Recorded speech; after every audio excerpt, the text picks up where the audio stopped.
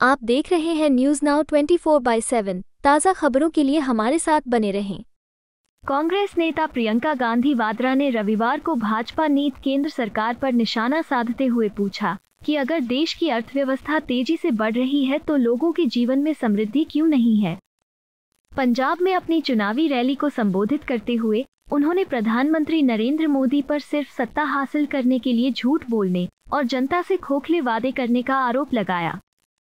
उन्होंने मोदी सरकार पर हमला बोलते हुए कहा कि देश में 70 करोड़ युवा बेरोजगार हैं और बेरोजगारी 45 साल में सबसे ज्यादा है।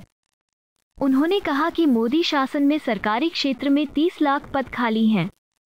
प्रधानमंत्री मोदी बड़े बड़े दावे करते हैं कि अर्थव्यवस्था तेजी से बढ़ रही है। मैं पूछना चाहती हूं कि क्या यह इतनी तेजी से बढ़ रही है, और अगर देश में प्रगति हो रही है तो आप लोगों के जीवन में प्रगति क्यों नहीं हो रही है। आपके बच्चों को रोजगार क्यों नहीं मिला और महंगाई इतनी ज्यादा क्यों बढ़ गई है। अगर देश तेजी से प्रगति कर रहा है तो यहाँ की स्टील फैक्ट्रियां क्यों बंद हो रही हैं। जीएसटी लगाकर उद्योग जगत को कमजोर क्यों किया जा रहा है। मध्यम वर्ग के लिए और आपकी राहत के लिए एक भी योजना नहीं है। ये आज मैं गुरु नानक देव जी की धरती पे खड़ी हूँ, गुरु गोविंद सिंह जी की धरती पे खड़ी हूँ।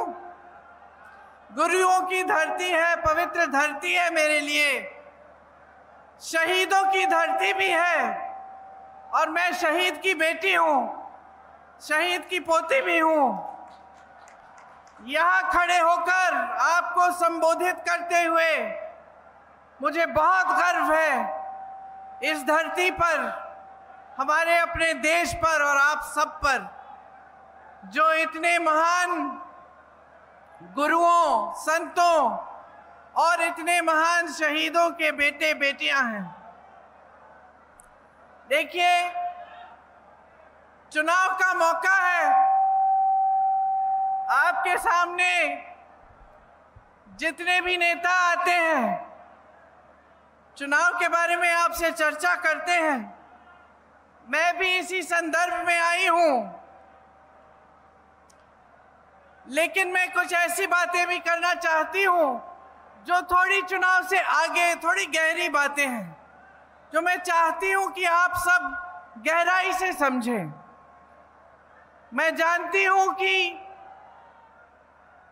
ये किसानों का प्रदेश है, किसानों की धरती है। किसानों ने ही हमारे देश को बनाया। आपकी मेहनत, आपके खून पसीने ने ही इस देश की धरती को सींचा है, हमें आत्मनिर्भर बनाया है। और हमारी राजनीति में स्वतंत्रता आंदोलन से पहले से भी हमेशा एक परंपरा रही है, किसानों के आदर करने की परंपरा, जिसमें हर नेता, चाहे किसी भी पार्टी का होता था, समझता था कि हमारा देश किसानों का देश है। जो सरहद पे हमारी रक्षा करते हैं वो भी किसान के बेटे हैं। जो हमारे पेट भरते हैं, हमारे अन्नदाता हैं, वो किसान हैं। जिन्होंने इस धरती को सींचा है वो किसान है। और क्योंकि ये बात समझते थे तो हमारी राजनीति में हमेशा, हमारी विचारधारा में हमेशा ये एक सच्चा गहरा आदर रहा देश के किसानों के लिए, आप सब के लिए। लेकिन पिछले 10 सालों से जो सरकार केंद्र में चल रही है, मोदी जी की जो सरकार है, उसमें हमने देखा कि ये जो किसानों की बात करते हैं, आपके सम्मान, आपकी आदर की बात करते हैं, वो सिर्फ मुंह बोली बातें हैं। अंदर से, गहराई से आपके प्रति ना आदर है, ना सम्मान है, ना आपके लिए नीतियां बन रही हैं। 10 सालों से आप देख रहे हैं कि खेती और किसानी से कमाना मुश्किल हो गया है। कोई सुविधा नहीं मिलती सरकार से। पेट्रोल डीजल महंगा हो गया है, जीएसटी से सारी जो जितनी भी खेती की चीजें हैं सब जीएसटी से लदी हुई हैं, महंगी हो गई हैं। खाद भी समय पे नहीं मिलता। एमएसपी इन्होंने बोला था कि देंगे, एमएसपी भी नहीं मिलता। इस बीच ये कुछ सालों पहले जब 3 कानून लाए जिनको आप काले कानून कहते हैं, तो आपने आंदोलन किया। पूरे देश ने देखा कि देश का किसान एकजुट होकर दिल्ली तक आया है। आप दिल्ली में बैठे रहे, सर्दी झेली, सरकार ने बिजली काटी, पानी काटा, कांटे बिछा दिए आपके सामने। आप झुके नहीं, आप बैठे रहे, संघर्ष करते रहे। आप में से 600-700 किसान शहीद हुए, लेकिन मोदी जी ने पलकें नहीं झपकाई, बाहर नहीं आए। आपका आंदोलन चलता रहा, आप संघर्ष करते रहे। जब उत्तर प्रदेश का चुनाव आ रहा था, जब वोटों का समय आया, तब मोदी जी पीछे हटे। जब तक आप शहीद हो रहे थे, जब तक आप आंदोलन कर रहे थे, तब तक आपको देशद्रोही का दर्जा दिया, आपको आतंकवादी कहा, आपसे मिलने नहीं आए, आपकी सुनवाई नहीं की। ये सोचा तक नहीं कि इस देश के लाखों किसान मेरे दरवाजे तक आए हैं।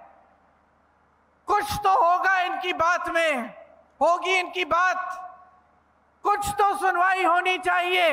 ये सोचा तक नहीं, आपको बुलाया तक नहीं अपने दरवाजे तक, आपको दिल्ली के अंदर आने नहीं दिया। ये सच्चाई है सरकार की कि चुनावी मंच पर आकर आपको बड़ी बड़ी बातें बताएंगे, कह देंगे कि एमएसपी मिलेगा आपको, कह देंगे कि आपकी आमदनी दुगनी हो जाएगी, लेकिन सच्चाई ये है कि आपका इतना भी आदर नहीं है। सच्चाई ये है कि भाजपा के नेताओं को पंजाब का जज्बा समझ में ही नहीं आता।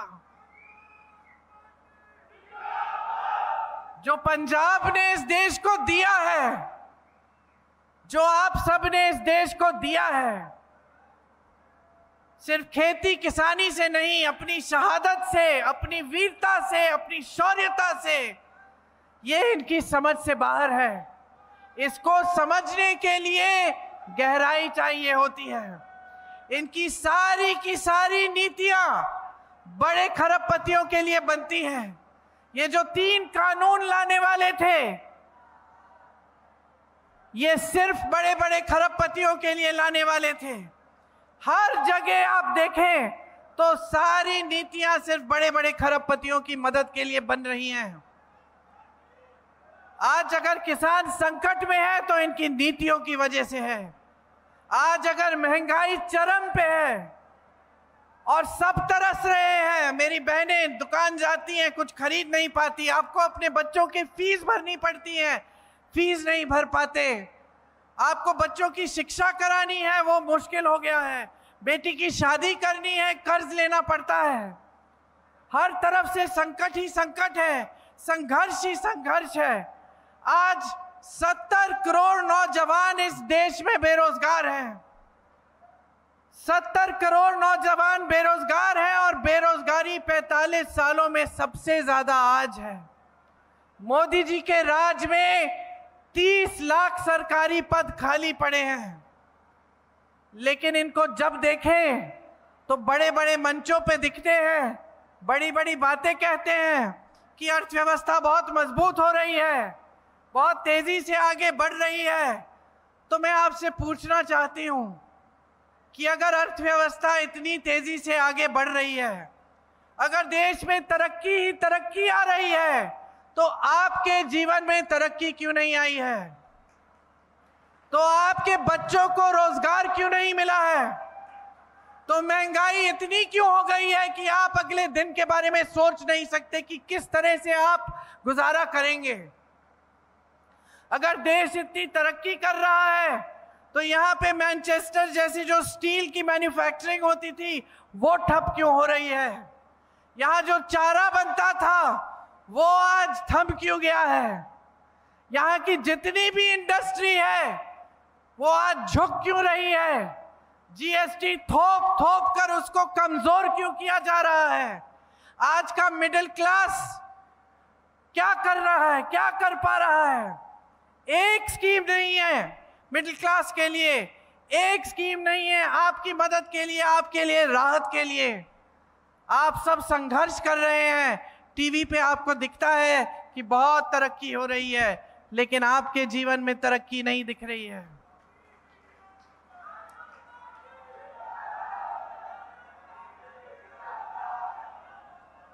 आपने मीडिया की बात की, आपने मीडिया की बात की, आपने खुद देखा कि किसान आंदोलन में मीडिया का रोल क्या रहा।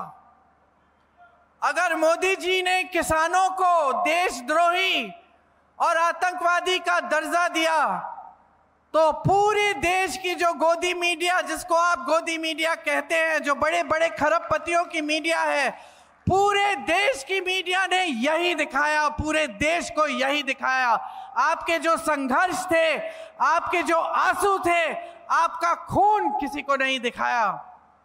जब उत्तर प्रदेश में 6 किसानों को कुचल डाला एक मंत्री के बेटे ने अपनी जीप के नीचे, तो इसी मीडिया ने ये कहा कि ये जो किसान थे वो उपद्रवी थे, जबकि शांति से आंदोलन कर रहे थे। मैं जब लखीमपुर खीरी गई तो मुझे गिरफ्तार किया, लेकिन उस मंत्री के बेटे को गिरफ्तार नहीं किया। मैं तो परिवार के सदस्यों से मिलने गई थी। उसने तो 6 किसानों को कुचला था अपनी जीप के नीचे। आज भी उसके पिताजी चुनाव लड़ रहे हैं, भाजपा ने टिकट दिया है उत्तर प्रदेश में। यही है आदर आपकी शहादत का। तो आप पूरे देश में देख रहे हैं कि पब्लिक का कोई आदर नहीं है।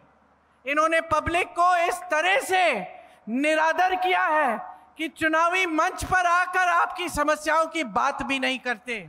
ये नहीं बताते कि महंगाई को कम करने के लिए क्या कर रहे हैं। ये नहीं बताते कि बेरोजगारी को कम करने के लिए क्या करने जा रहे हैं। ये नहीं बताते कि आज महिलाएं पंजाब में असुरक्षित क्यों हैं। ये नहीं बताते कि ये जो ड्रग्स और नशा का प्रॉब्लम है ये इतना बढ़ क्यों गया है पंजाब में। इन्होंने क्यों कुछ इसको रोकने के लिए कुछ नहीं किया। कोई आपकी बात नहीं कर रहा है। आज जनता की बात सिर्फ कांग्रेस पार्टी कर रही है। सिर्फ कांग्रेस पार्टी आपके सामने आकर कहती है कि हम समझते हैं कि आपके साथ कितना अन्याय हुआ है। सिर्फ कांग्रेस पार्टी में एक नेता है राहुल गांधी, जो कन्याकुमारी से कश्मीर तक पैदल चला 4000 किलोमीटर और मणिपुर से मुंबई तक यात्रा की 4000 और किलोमीटर, सिर्फ आपकी समस्याओं को सुनने के लिए और ये समझने के लिए कि कहां कहां अन्याय हुआ है और इस अन्याय को हम दुरुस्त कैसे कर सकते हैं।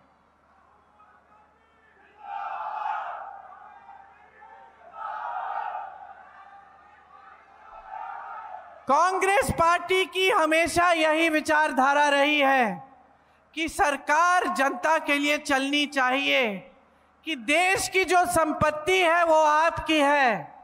आपके लिए ऐसी प्रोग्राम, ऐसी योजनाएं बननी चाहिए जिससे आप इन चीजों का सामना, अपनी समस्याओं का सामना कर पाएं।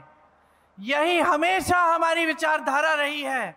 इसीलिए इंदिरा जी हरित क्रांति लाई और आप सबकी सहायता से यह देश आत्मनिर्भर बना। आज मोदी जी दशकों बाद आत्मनिर्भरता की बात करते हैं, लेकिन आत्मनिर्भर बनाने का काम इन्होंने सिर्फ अपने बड़े खरबपति मित्रों के लिए किया है।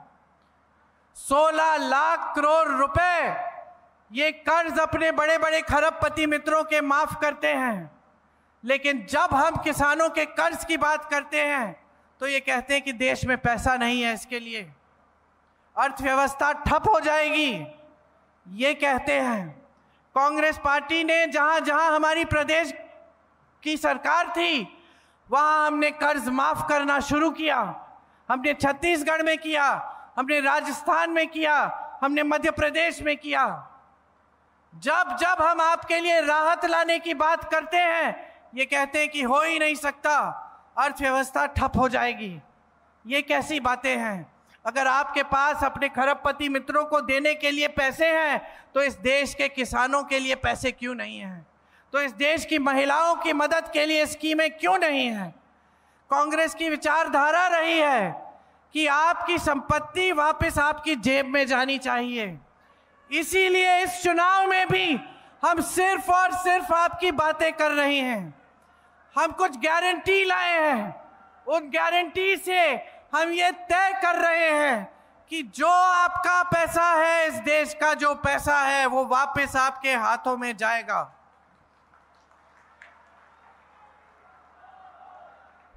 महिलाओं के लिए हर गरीब परिवार में जो सबसे बड़ी महिला है, उसके खाते में सालाना 1 लाख रुपए, हर महीने 8,500 रुपए डाले जाएंगे। 50% सब सरकारी रोजगार महिलाओं को दिए जाएंगे।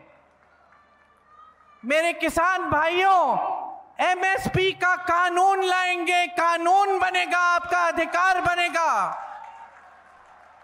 आपका जब ये अधिकार बनेगा तो चाहे कोई सरकार आए, मोदी जी की सरकार आए, योगी जी की सरकार आए, आपका कानूनी अधिकार होगा।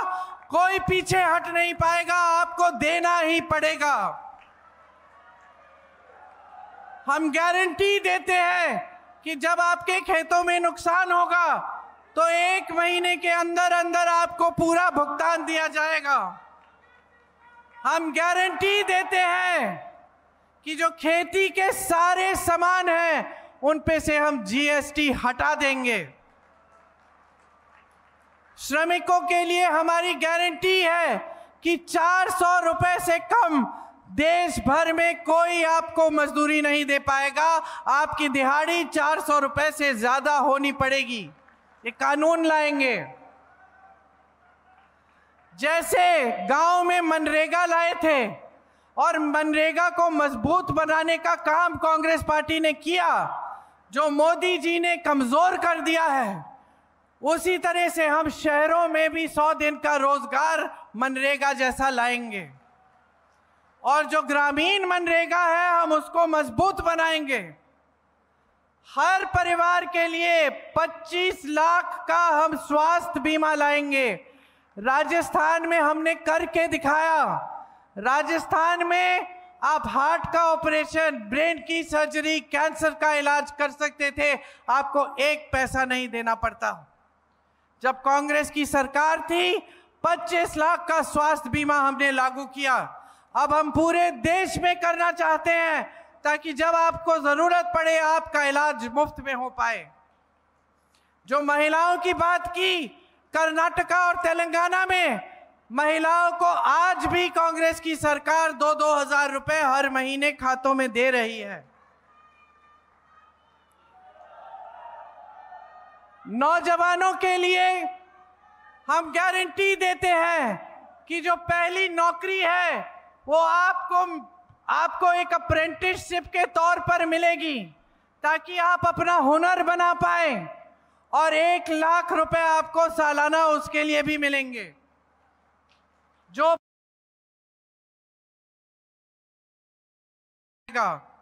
इसके साथ साथ 5,000 करोड़ रुपए का फंड नौजवानों के लिए होगा, ताकि आप अगर अपना कारोबार शुरू करना चाहें, एक मैन्युफैक्चरिंग का यूनिट, कोई छोटा सा बिजनेस, तो आपको सुविधा मिल पाए। मोदी जी के राज में 30 लाख सरकारी पद खाली पड़े हुए हैं। कांग्रेस पार्टी कह रही है कि सरकार में आते ही ये 30 लाख पद भरे जाएंगे। ये हमारी गारंटी है।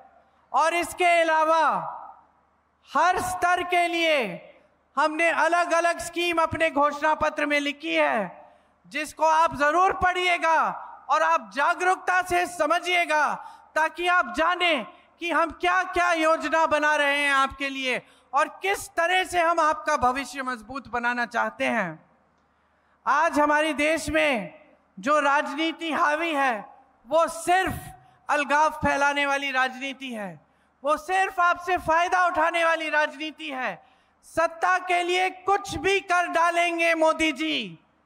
और ये बहुत स्पष्ट हो गया था जब किसानों का आंदोलन चला था कि आपके हर संघर्ष को नहीं पहचाना, लेकिन जैसे ही चुनाव आने लगा, चुनाव की घबराहट से वोटों के लिए उन्होंने वो काले कानून हटा दिए। इसी तरह से उनकी सारी की सारी नीतियां, जो भी वो कहते हैं, जितने भी वो झूठ आपके सामने रखते हैं, जितने खोखले वादे करते हैं, जितनी हल्की बातें करते हैं, सब सिर्फ सत्ता लेने के लिए है। किसी भी तरह से सत्ता हासिल करनी है और सत्ता को हाथों में रखना है। चाहे आपकी चुनी हुई सरकारों को धन बल के आधार पर गिरा देना हो। आपने हिमाचल में देखा क्या किया, महाराष्ट्र में देखा, खुलेआम विधायकों को 100-100 करोड़ पकड़ा के चलिए आ जाइए भाजपा में। भ्रष्टाचार की बातें करते हैं, खुलेआम इन्होंने इलेक्टोरल बॉन्ड की स्कीम बनाई, जिसमें ऐसे ऐसे लोगों से चंदा लिया कि आप हैरान हो जाएंगे। गुजरात में एक पुल बना जो गिर गया, सैकड़ों लोग बह गए पानी में, उस कंपनी से चंदा लिया। जिसने हम सबको वैक्सीन लगाया, उस कंपनी से 52 करोड़ चंदा लिया। आज हम सब परेशानी में हैं कि क्या वैक्सीन थी। सारी रिपोर्ट आ रही है कि उस वैक्सीन से लोग अचानक गिर के मर भी गए। उन्होंने चंदा ऐसे लोगों से लिया जिन पे छापे लगाए थे, अपनी एजेंसियां ईडी, सीबीआई, इनकम टैक्स का इस्तेमाल करके छापा मारा, चंदा लिया, छापे बंद हो गए। जो इनकी खिलाफत करता है, जो इनके खिलाफ आवाज उठाता है, आपने यहां देखा आपका जो अजीत अखबार है उसके साथ भी क्या हुआ। तो बहनों और भाइयों, जब इस तरह की सरकार 10 सालों से चलती है, जो सिर्फ जनता को नकारने का काम करती है और जनता को गुमराह करके सत्ता लेने का काम करती है, तो जनता को सावधान होने का समय आ गया है। आपको सावधान होना पड़ेगा, आपको समझना पड़ेगा कि केंद्र में क्या हो रहा है और आपके प्रदेश में क्या हो रहा है, और किस तरह से आपको हर स्तर पर गुमराह किया जा रहा है। आपके लिए जो काम करने वाला है, जो सच्चा नेता है, जिसने हमेशा आपके लिए संसद में आवाज उठाई है, जो सालों से किसानों के पक्ष में, जनता के पक्ष में आवाज उठाते हैं, संसद में सवाल उठाते हैं, जवाब मांगते हैं आपके लिए, आपके आंदोलन में आपकी मदद करते हैं, आपके साथ शामिल होते हैं, उन्हें पहचानिए। जो सच्ची राजनीति है, जो आपकी भलाई चाहती है, उसको पहचानिए। और इस बार जब आप वोट डालने जाएंगे तो पूरी सोच समझ के अपना वोट डालिए। ये वोट सिर्फ आपके लिए नहीं है, सिर्फ आपके बच्चों के भविष्य को बनाने के लिए नहीं है, ये पंजाब के लिए भी है, ये आपके कौम के लिए भी है, ये हमारे देश के लिए भी है। आज इन लोगों का अहंकार इतना बढ़ गया है कि अपने आप को ये बड़े बड़े गुरुओं के साथ अब अपनी तुलना करने लगे हैं। अहंकार इतना बढ़ गया है कि ये जनता के सामने आकर कहते हैं हम संविधान बदल डालेंगे, हम आपके अधिकारों और आरक्षणों को कमजोर करेंगे। तो इनके अहंकार को अब जगह दिखाने का समय आ गया है। चुनाव के दिन जब आप वोट डालने जाएंगे तो याद रखिए कि आपका जीवन संघर्ष क्या है, कि महंगाई से आप जूझ रहे हैं, कि खेती किसानी से आप कमा नहीं पा रहे हैं, कि कर्ज में इस देश का किसान डूब रहा है, कि इनका कोई भरोसा नहीं है मोदी जी का कि कल कैसे कानून लाएंगे जिससे सिर्फ इनके खरबपति मित्रों का फायदा होगा। आप सोचिए, जो कानून लाने जा रहे थे उनसे आपका कितना नुकसान होता। आपकी जमीन अगर छीनी जाती तो आप मुकदमा भी नहीं लगा पाते। आज हिमाचल के किसानों के साथ देखिए क्या किया है इन्होंने। सेब उगाते थे, देश भर में सेब जाता था, अडानी जी को सारे कोल्ड स्टोरेज पकड़ा दिए। ये काफी नहीं था कि देश के सारे बंदरगाह, सारे हवाई अड्डे, सारी बड़ी बड़ी कंपनियां, सारे कोयले के खदान, पावर, बिजली सब कुछ दे दिया। देश के सारे कोल्ड स्टोरेज भी इनको दे चुके हैं। हिमाचल में सारे कोल्ड स्टोरेज आज इनके हैं। सेब का दाम अडानी जी तय करते हैं, सेब कब बिकेगा अडानी जी तय करते हैं। और ऊपर से मोदी जी की नीतियों ने अमेरिका से जो सेब आता है उस पे टैक्स कम कर दी और हमारे किसानों पर जीएसटी पे जीएसटी लाद दी। आज ग्राहक दुकान जाता है, अमेरिकन सेब सस्ता मिल रहा है, हमारा सेब, हिमाचल का सेब महंगा मिल रहा है। ये परिस्थिति सिर्फ हिमाचल की नहीं है, ये परिस्थिति देश के हर किसान की बना देंगे। इनका भरोसा नहीं कर सकते। आज कानून बदलेंगे, कल संविधान बदलेंगे, परसों आरक्षण बदल डालेंगे। आप सबको सतर्क होना पड़ेगा। ये चुनाव संविधान को, लोकतंत्र को बचाने का चुनाव है। अपने वोट का इस्तेमाल एक हथियार की तरह करिए।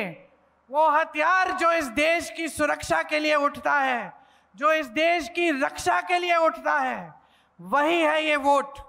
जब आप वोट डालने जाएंगे तो अमर सिंह जी को भारी से भारी बहुमत से जिताइए, कांग्रेस पार्टी को जिताइए।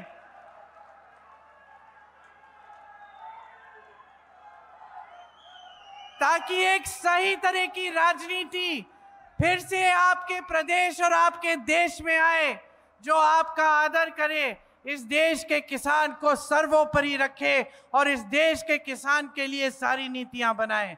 धन्यवाद। जय हिंद। आपको यह वीडियो पसंद आया हो तो इसे लाइक करें, हमारे चैनल को सब्सक्राइब करें।